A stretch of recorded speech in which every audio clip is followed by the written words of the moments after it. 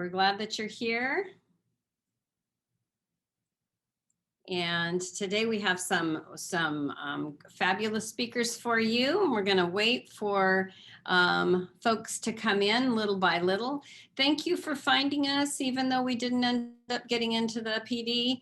I know that that's a link that most people like to go to, find it easy.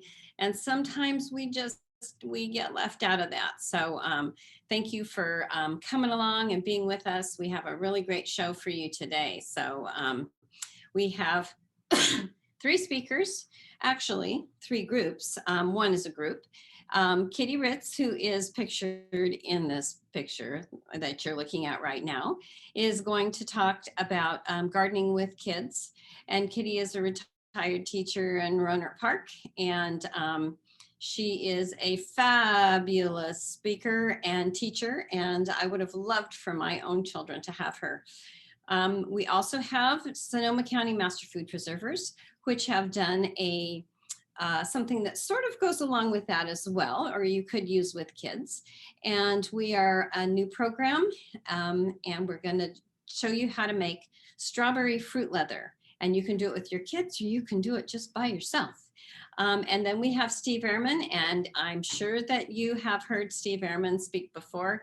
He is my friend and our expert on fruit trees and growing fruit trees and problems in Sonoma County. So I'm sharing him with you today so that you can have his ear and you can listen to what he has to say about working on your fruit trees this summer. So your audio and video will be off for this webinar, and you're going to use the Q&A box for your questions rather than the chat. And we are being recorded. You won't be able to, you'll ask your questions, through the Q&A. Here's some resources on low water, food gardening with low water. And we have lots of great resources for that. And I'm sure everybody is trying to reduce the amount of water that they're using. Kitty has some really good ideas for you on that.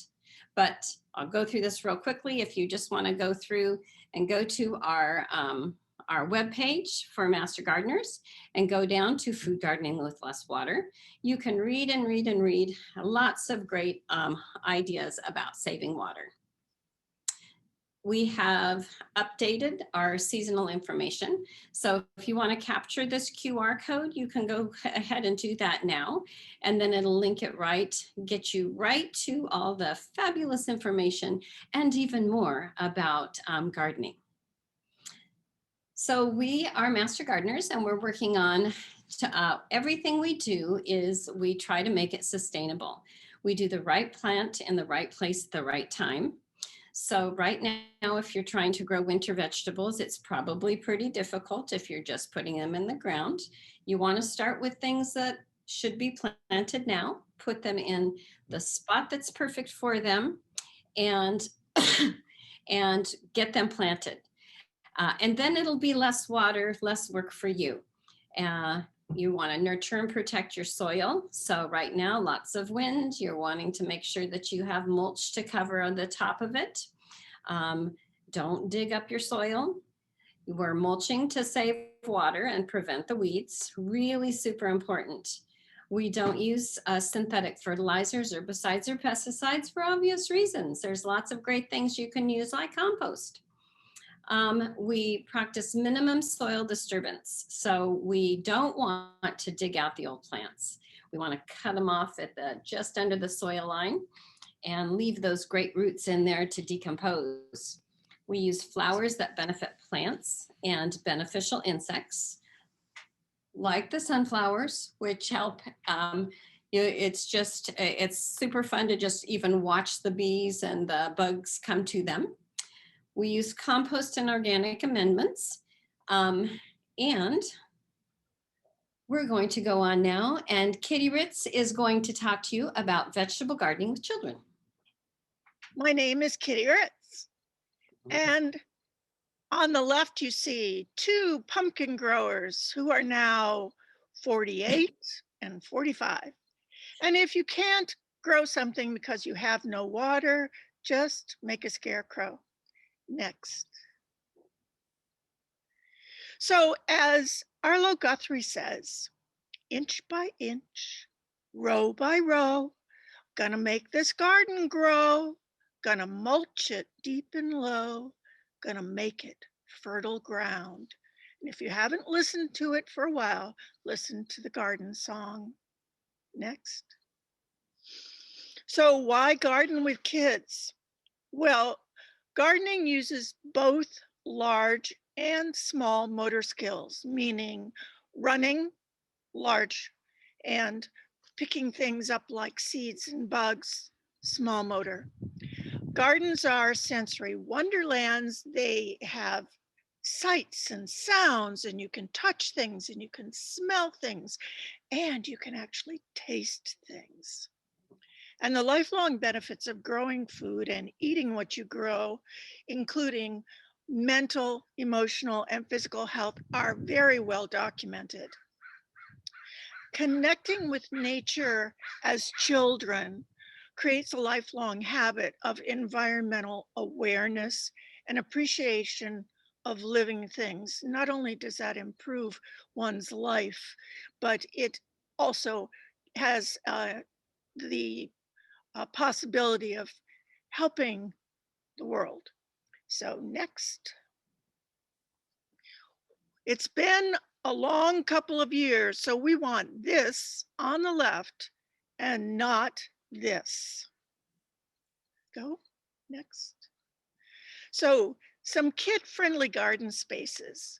A designated space is best.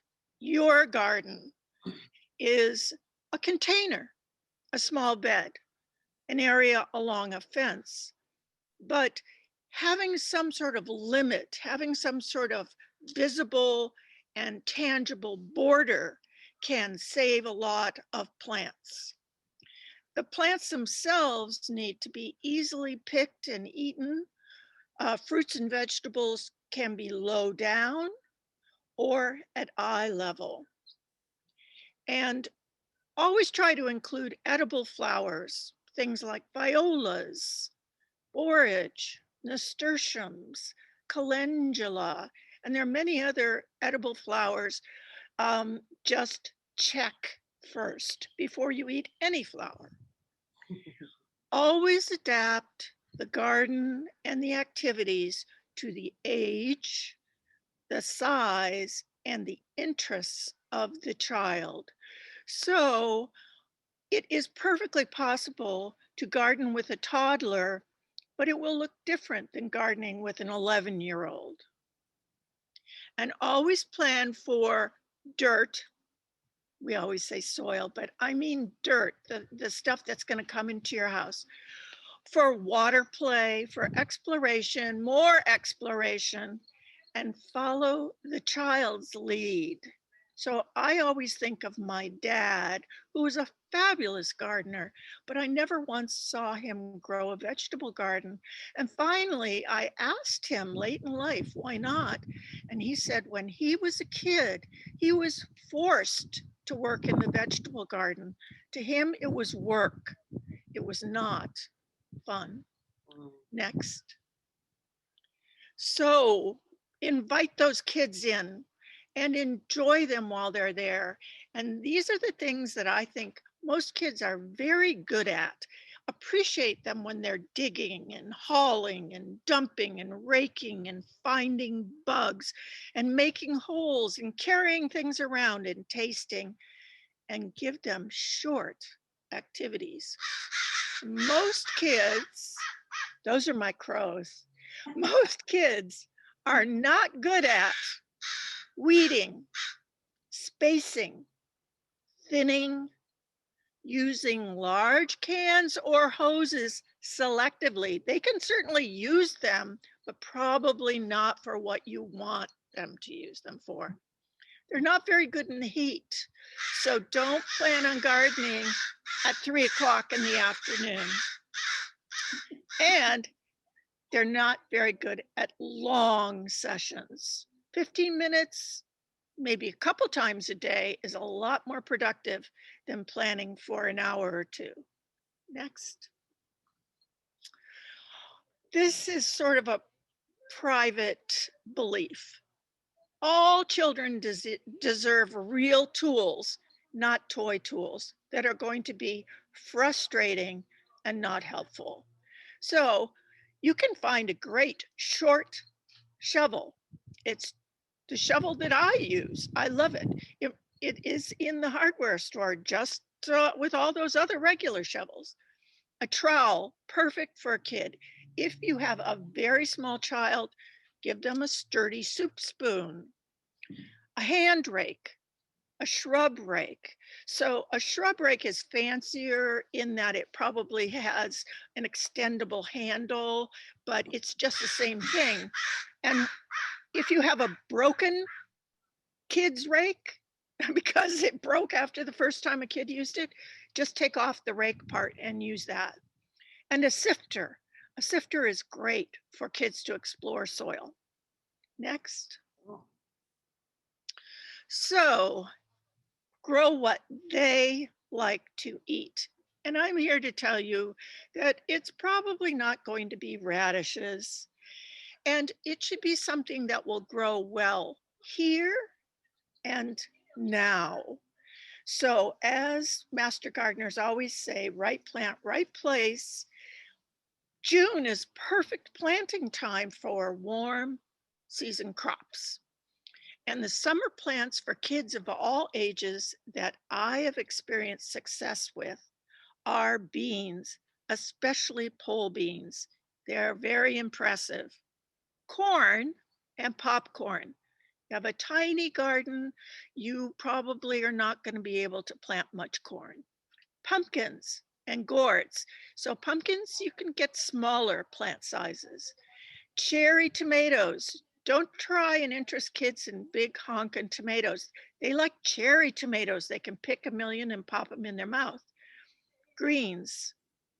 I actually see lots of kids who like to eat lettuce, chard, sorrel, herbs, and even kale if you already have kale growing. And once again, the flowers. So violas, borage, nasturtiums, all edible. Marigolds are always great, but sunflowers. No children's garden should be missing some sunflowers. And since you're going to love this so much, gardening with children, think ahead to next year and plant some berries and fruit bushes for your garden for them to enjoy. Next. So water is precious. And this is a great lesson to teach. This is the year to teach that water is precious.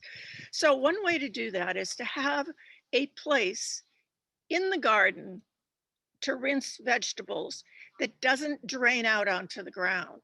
So this is a little portable sink that I found, some place. And I put water in it and I can rinse my vegetables. And then with its little handy drain, I drain it into a watering can and use the leftover water to water my pots. In the middle is a distorted picture of a trug that has lettuce in it. And I dunk my lettuce, get all the friendly bugs off of it before I take it anywhere near the house. And the one on the right is called a rain maker. So you take an old yogurt or cottage cheese container, you get a nail and a match, you, the adult, heat the end of the nail with the match, and you make lots of holes in the bottom of this yogurt container, and then you give it to the child. And it comes with a bucket. So the bucket can be carried from bed to bed, pot to pot. The only rule is no dumping. Scoop up the water in the rainmaker. It slowly comes out as beautiful, soft rain from the bottom. And this is where you teach children, water the soil, not the leaves. Next.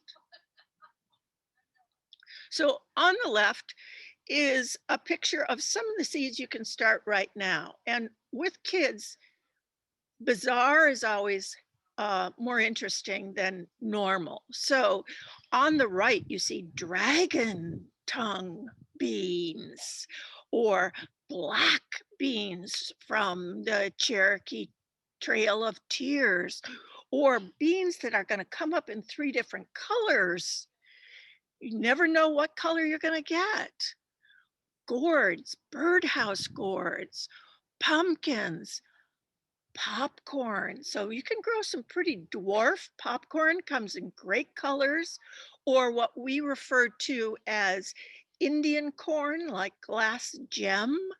And popcorn, you take the ear of corn, you stick it in the microwave, and it will pop on the cob.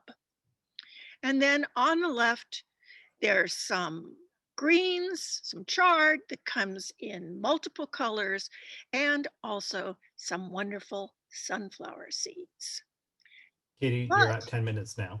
okay, starts are better for tomatoes or edible flowers. This is my 1-pot garden. I have an old nursery pot, 5 gallons. I cut with a mat knife 3 holes in the side of the pot. They were 3 inches. And I filled up the pot with potting soil. Then I took a entire 3 plants from a 6-pack of lettuce and stuffed it into the pot through the hole. I did that on all 3 sides.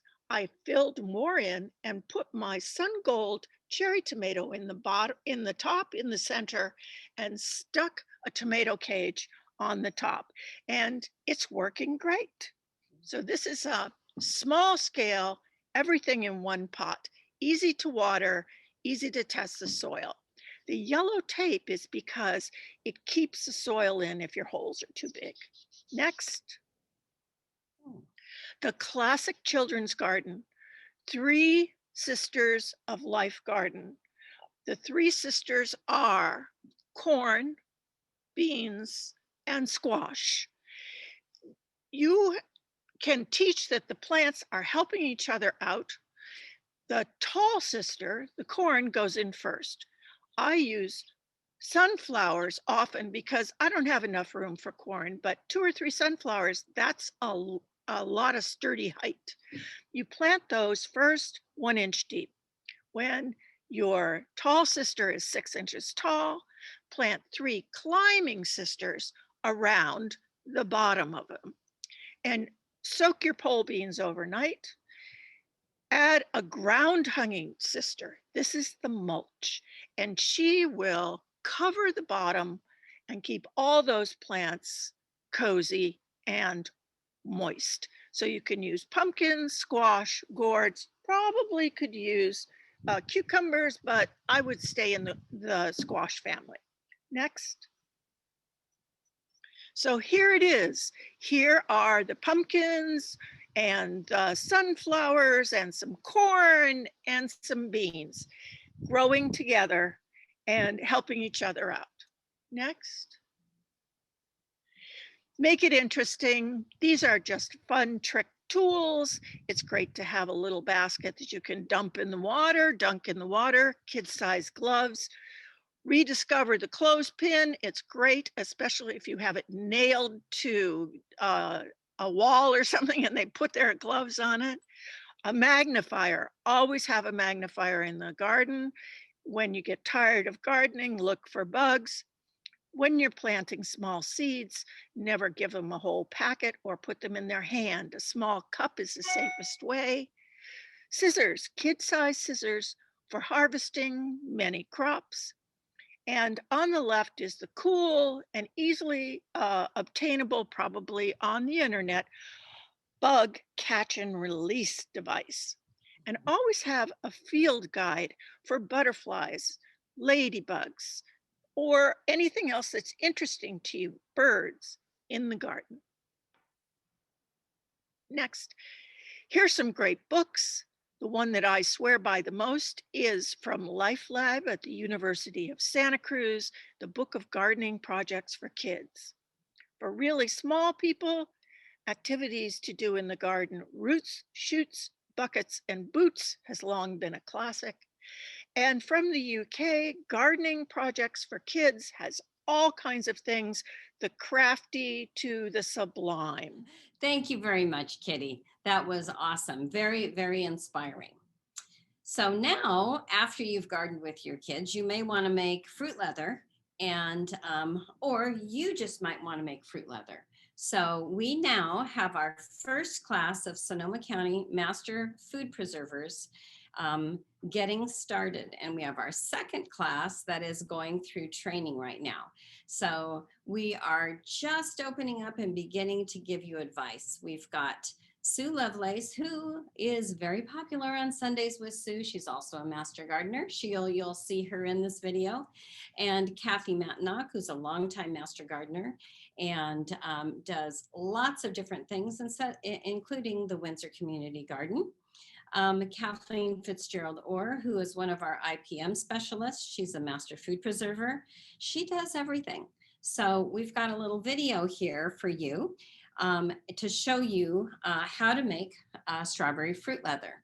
So this is listed in your resources, but our goal is to teach research-based practices of safe home food preservation to the residents of California. And we're volunteers that have been trained. There's our website. Lots of great information. We have a local website as well. Kathleen does our Facebook page. If you're on Facebook, she has lots of fabulous recipes. We have a video library, a publications library, a recipe card library at the National Center for Home Food Preservation, which is always our go-to first stop for information on safe food handling practices.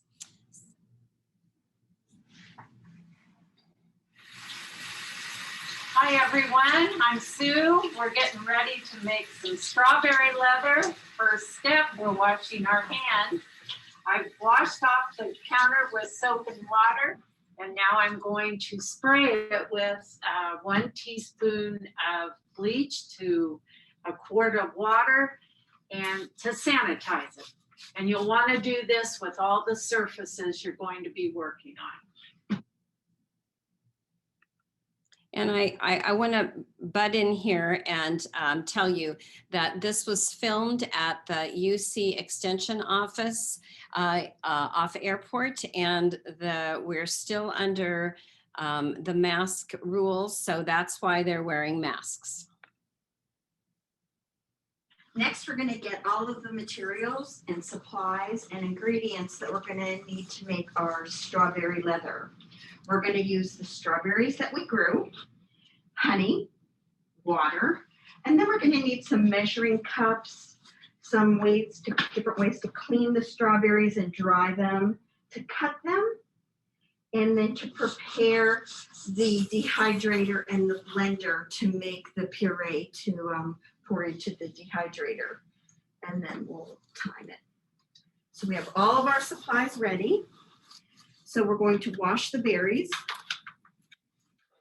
Berries are in the colander. We're going to wash them.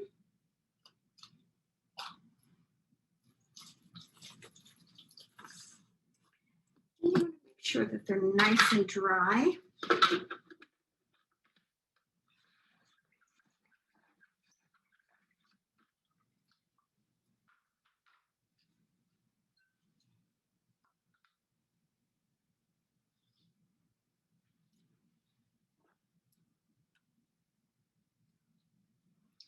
And then we're going to prepare them to make the puree.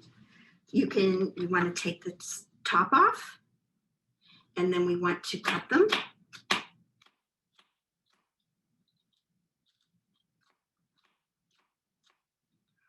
Or we can take the top off and take the center out using a straw, which is handy if you don't want to have to use a lot of knives. And then that's what the strawberry looks like. And then you put the strawberries in, you need 2 cups.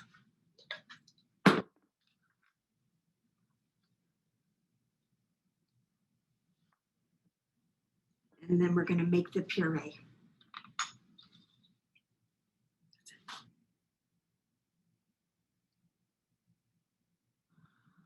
All right, my name is Kathleen, and I'm going to show you how we process the prepared strawberries that have, as you can see, they're all ready to go into the blender. So I'm going to go ahead and pour some of them in. This is 2 cups, which is enough for 1 tray on the dehydrator. So I'm going to start pureeing them, and I'm starting with. I decided to start with a few of them because if you add too much at one time, it tends to clog the bottom of the blender. So now to finish them off.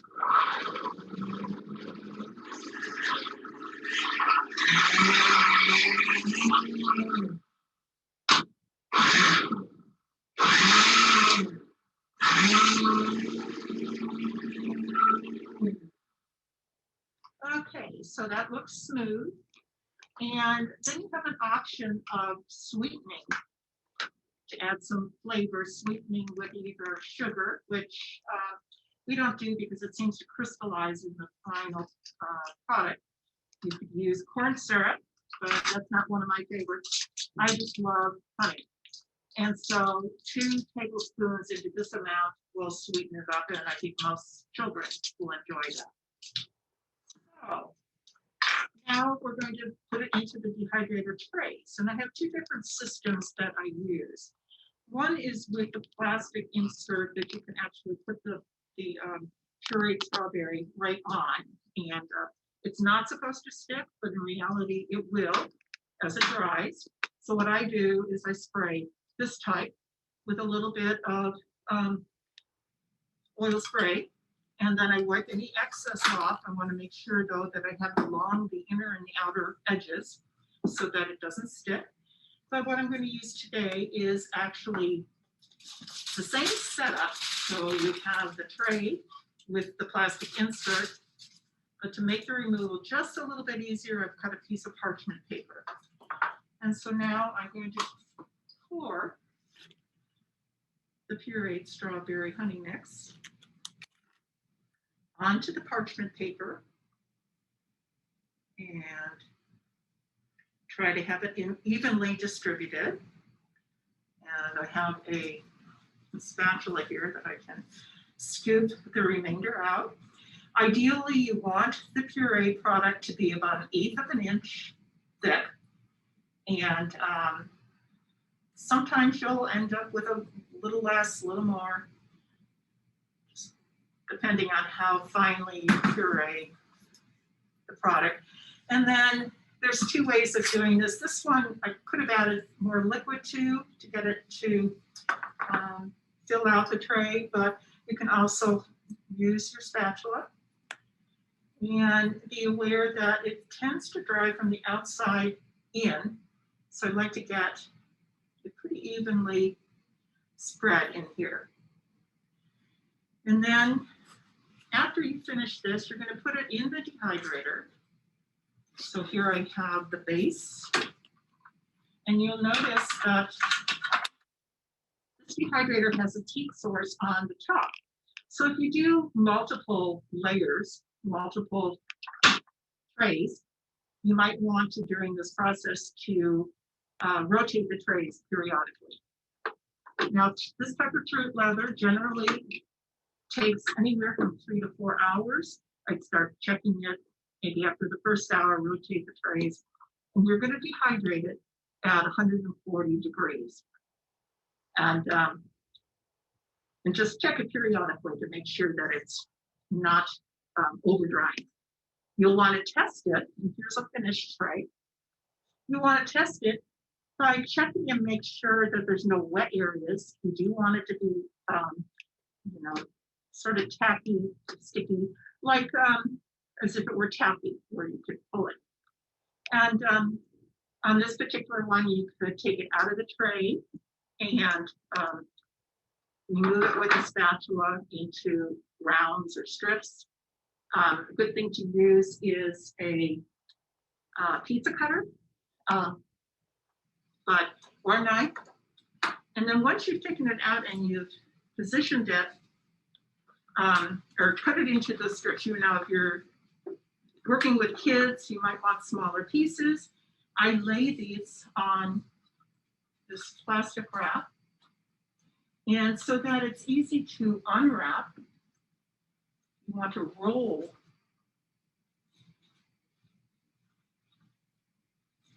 the leather inside the wrap. And then you're going to twist it at the ends, and your finished product it looks like something like this. Here I did a kind of a fancy one.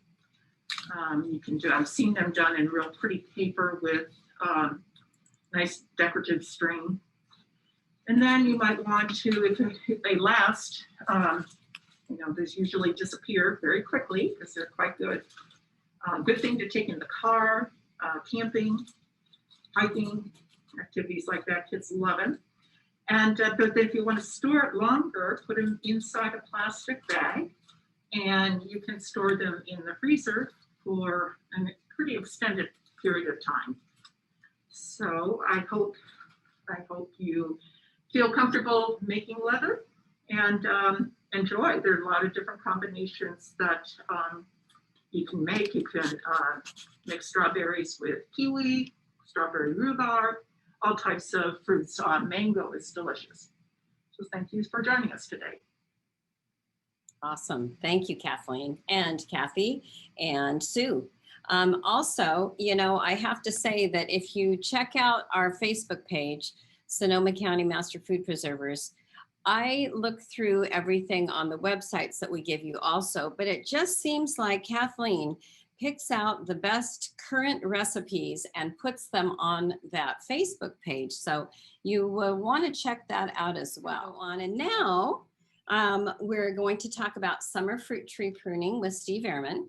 And he had done a dormant fruit tree pruning for us earlier in the year. And so now he's back. And because you all can't just, you know, call him up and ask him questions like I do, now I want you to think about your questions. And he's going to answer the summer fruit tree pruning questions first.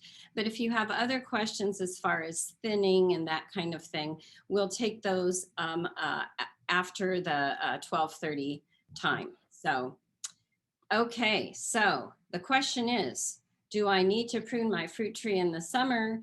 And really, I thought we did that in the winter. So Steve, tell us all about this.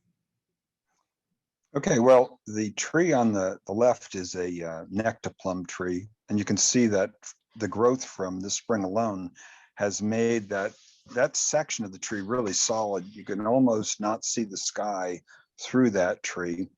If the whole tree looks like this is a good candidate to summer prune so that the tree does not become too tall for you to pick fruit and to spray in the dormant season.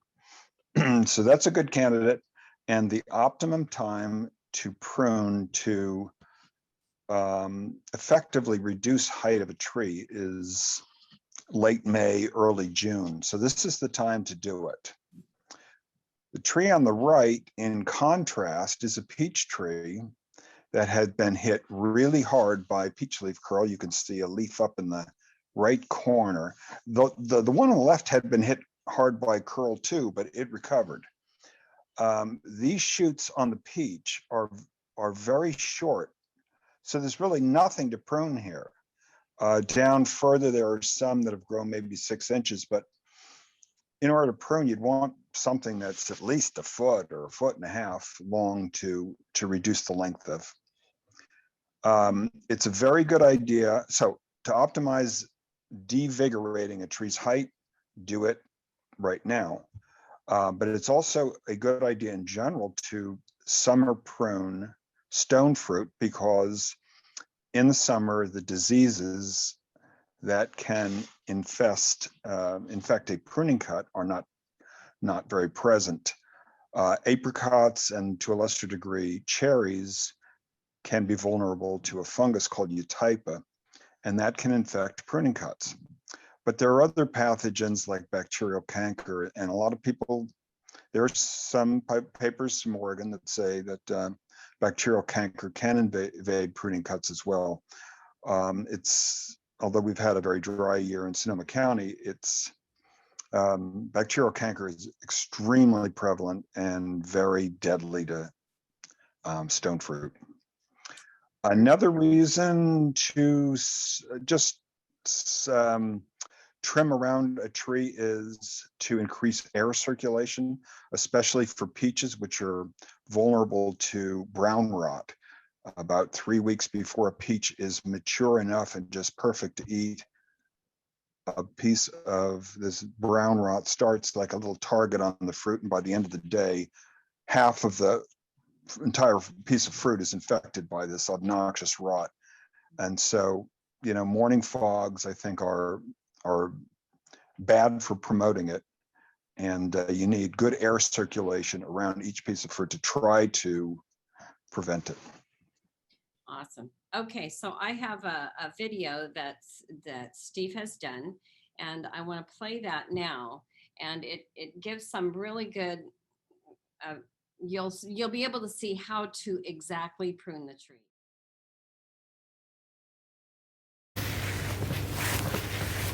Hi, I'm Steve Ehrman, and I'm going to talk about summer pruning. And I have an apple tree here that is a pink pearl. This tree is on a standard rootstock. That means that it was never grafted, and a standard tree has the potential to be really, really huge. In fact, there's a great example of a standard tree in the background that is well over 20 feet tall. So if one summer prunes, we can attempt to put some dwarfing effect on the tree. If we allow all the growth from a year's production from spring to fall to go back into the tree's trunk and roots, then the following spring, the tree has a tremendous amount of potential to grow. But by pruning it in the summer, we will cut back a lot of the tree's production and steal the carbohydrates from going into the roots and the trunk. So this tree has put out a lot of verticals. Each branch has an apical meristem. The apex is the top, and each one wants to grow vegetatively vertically, and that's not good for fruit production. That's good for producing a bigger tree. So in the summertime, you can make heading cuts or thinning cuts. Heading cuts would be just reducing the length of this. This is about 2.5 feet tall. You could bring it down, cut to an outside bud, and remove it, and go through, leaving perhaps 1/4 of an inch above the bud. Here's the leaf, and the axil of every leaf is a bud. You cut about 45 degrees above the bud, leaving 1/4 of an inch. In the following year, you will not even see where this cut was made. The apples were ready in the beginning of August. So I'm cutting this rather dramatically because I don't want this tree to get too big. So these are heading cuts. Thinning cuts would be to take a branch all the way down to the bottom and remove it entirely. So that's also kind of radical in stealing back production. Here's a branch that's growing close to another branch. There's crossing. We don't need both. We'll take out the inner one with a thinning cut and do a heading cut or a reduction cut on this branch, cutting it down, leaving a few buds, and go through the whole tree doing this. Because ultimately, if you don't cut this back, the tree has a potential to grow to be an extremely big tree. Also, a point to be made on not leaving stubs. Let's say if I were to cut this branch here and leaving 1.5 inches between the bud and my cut. This segment will die down. It cannot produce another branch. So this area from here to here will die. And that becomes food for fungus. And then the fungus can penetrate down further if it has enough food to do it. So we'll just cut it right here. And that's a good proper cut. The leaf fell off, we don't need it anyway. So this will take a bit of work because there are so many vertical branches, vegetative branches going upward that will not produce fruit. They're not going to be inclined to produce fruit. The fruit is on spurs. These are apple spurs, short spurs, very, very short branchlets. And this is on one going down. So if the branch is going 45 degrees, if you can also tie them or use prop sticks, and then it will be inclined to produce spurs. But if they're only going vertically, that's much more for vegetative growth. Well, this one actually has some spurs down here, but above the spurs, you've got 2.5 or 3 feet of vertical growth. And you don't need all that growth on this tree, especially since we've already removed the apples. So you could spend an hour here just going back and cutting, reducing these, and doing some thinning cuts because there are really too many branches for what you need. Branches going inward, branches that are crossing, and certainly anything that is dead, diseased, or dying, you remove. Every time I watch Steve, it helps me go through and seeing those cuts. It's really it's very helpful to see that. This will also be on YouTube, so you can look at it there. We have he's got a longer one, several different fruit tree prunings, and we're going to take some questions. Okay, so I've got my speakers back up. That's terrific. And let me look at the questions. All right. Okay, Steve, here's a question for you. It says, my apricot tree has a sappy residue coming from the branches. What can I do for it while I'm pruning? Well, you should remove it because it's a bacterial canker. And anytime you can remove that amber colored ooze, it's beneficial for the tree because it's part of an infection. Apricots are very vulnerable. All stone fruit are very, very vulnerable to it. How far down? Sometimes you can gouge it out and use hydrogen peroxide, and make sure that when you've cut it out, you cut it out so it's nothing but green, clean wood left. Okay, all right. Okay, so here's another one for you, it looks like, Steve. You mentioned pruning now to control height of the fruit tree. Would it be good to prune around the whole tree now? That would involve cutting off some of the young fruit, but I don't care because I don't eat these apples anyway. I don't dormant spray them, so they have worms. So there's a lot of information there. What advice can you give, Steve? Well, you can certainly prune around the entire tree to reduce vigor all the way around and to keep a shape. For most people, the challenge is just to get some of the work done, and the height is what I would emphasize, just so that you can always reach fruit. You can always, so that when you're spraying later, you don't have it all coming back in your face. If you have to, and you don't want to be on a ladder, unless you have a great ladder that's really stable. The ladders are really not recommended. That's, I like that, yeah.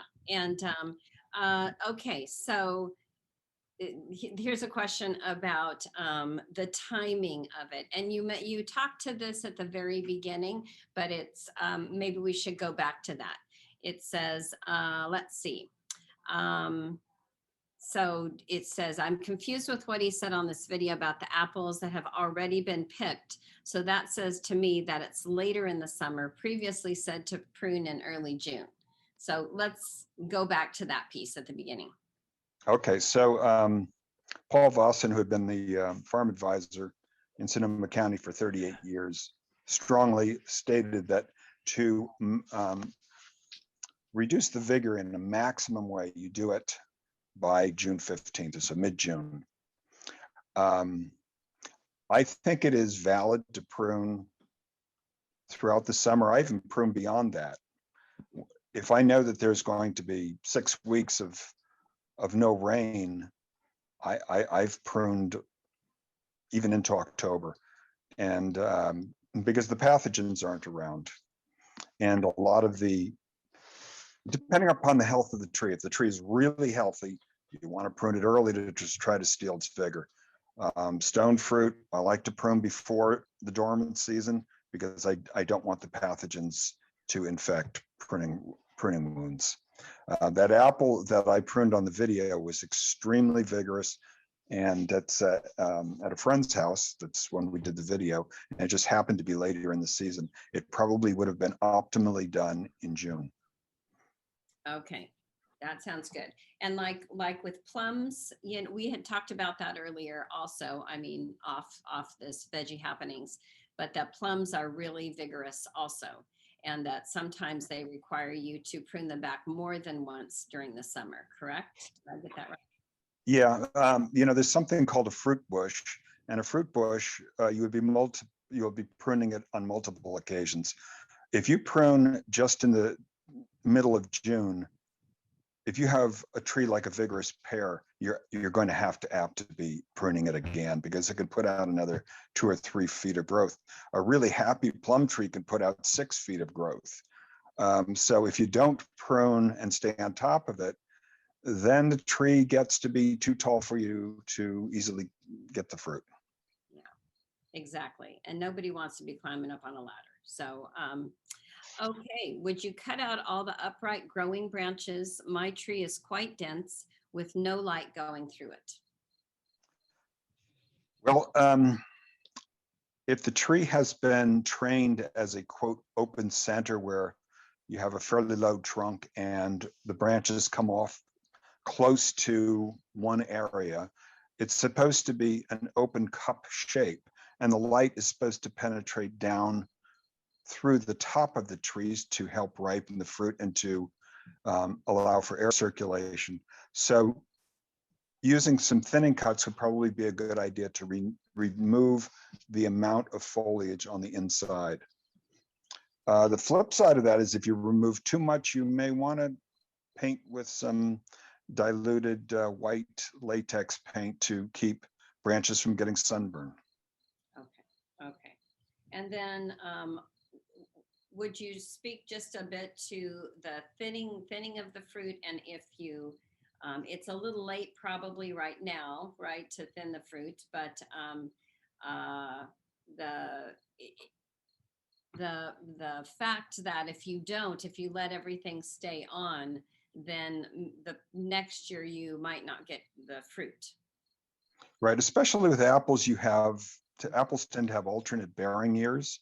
And so if you can prune fairly early, they say like within 40 days of fruit set, or let's just say an apple that's an inch maximum. Before it gets to be an inch, go around and out of that cluster of potential of 6 apples per spur, remove all but 1 or 2.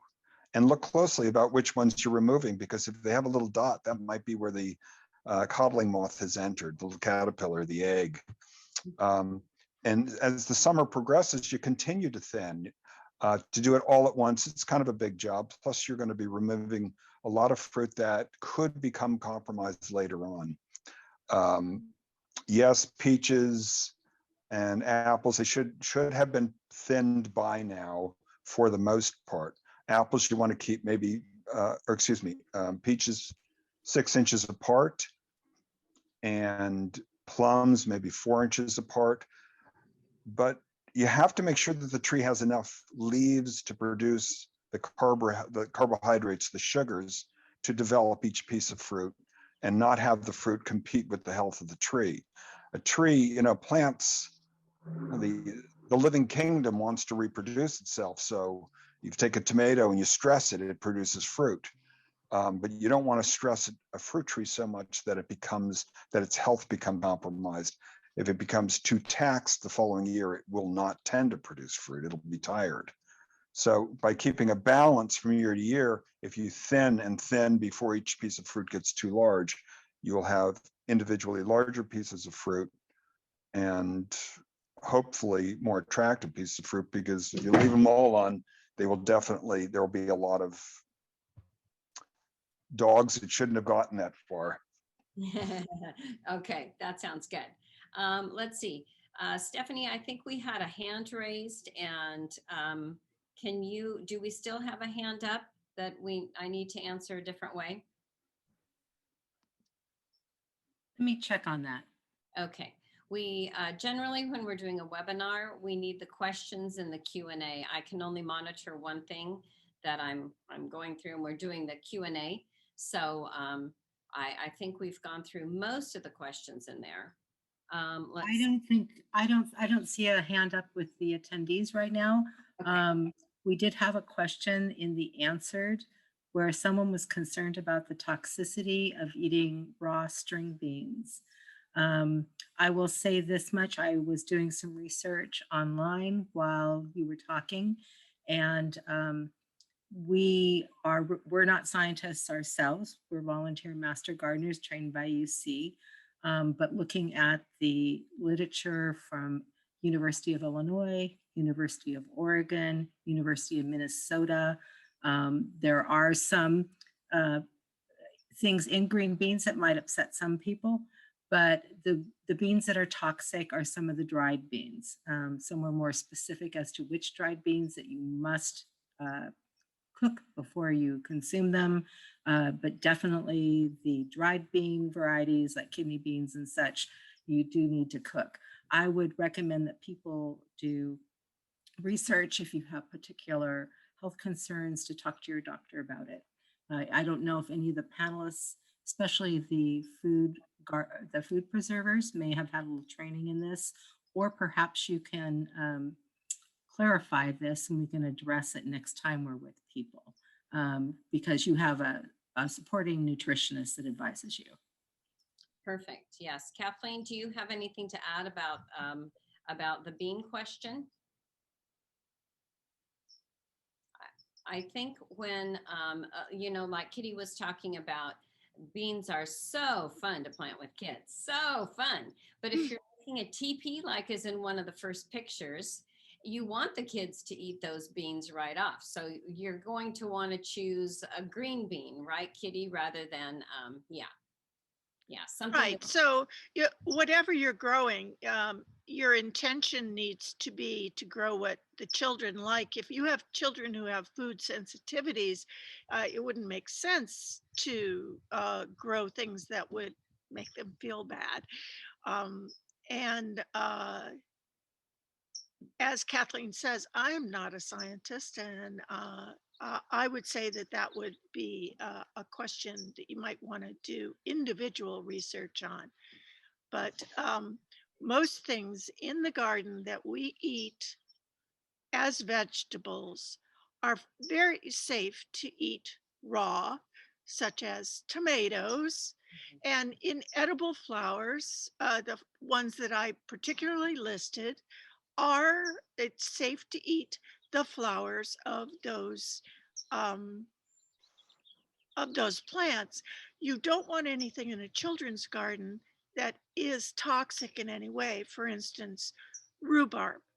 So yes, the stems are great, but they should be cooked, and leaves are toxic. So make sure you don't put anything in a children's garden that has a toxic part.